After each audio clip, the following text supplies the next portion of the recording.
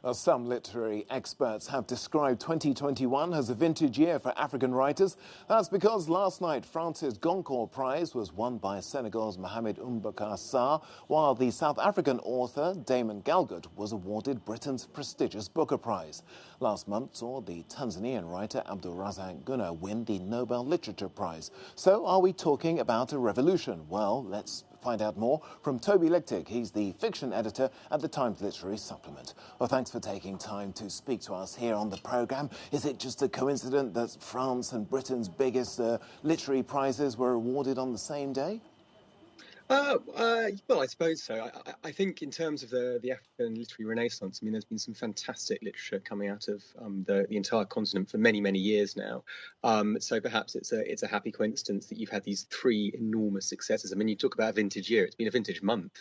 It was only a couple of weeks ago that Abdulrazak Gurnah won the Nobel Prize, 3 weeks ago, and suddenly we get these two big wins last night, one in France and one in Britain. And it's a really fantastic success story for the continent. And Damon Galgut, who won the Booker for The Promise, he dedicated his win to the writing and the writers of Africa. And he says, I hope people take African writing a little bit more seriously now. And I think hopefully we were all inclined to anyway, but this can only help, can't it? How much of a boost traditionally then do these prizes give to authors? An enormous boost. I mean, in a way, a bigger boost than they should do, because for the Booker, for example, there were 5 extremely good people who didn't win the prize. But Damon Galgut, he's been around a long time. His 7th novel, I think. He's a household name in the literary world, but not necessarily in the wider world. And this will hugely, hugely increase his sales.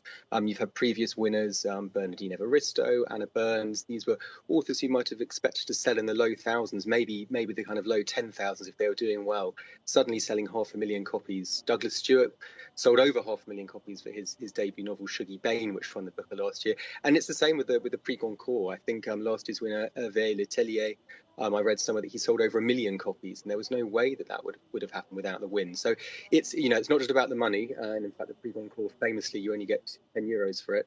It's for the sales, the publicities, and then the kind of the revival of your backlist. If you've got several novels already under your belt, people are going to take an interest in them as well.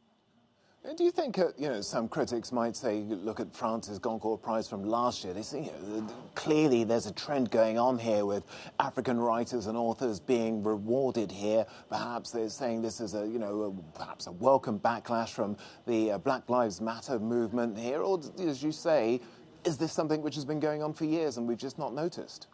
I think to link it to Black Lives Matter and to politicise it is to do a disservice to the authors and to African literature in general. I mean, there's been some fantastic writing coming out of the continent for a very, very long time. And these authors are being rewarded for their writing, for their literary merits, not because of cultural currents. One could argue that they were being kept down many years ago because of politics and because of cultural currents. But today, I hope people are just being rewarded for writing the best books. Toby Lichtig, fiction editor at the Times Literary Supplement. Thanks for taking time to speak to us here on the program.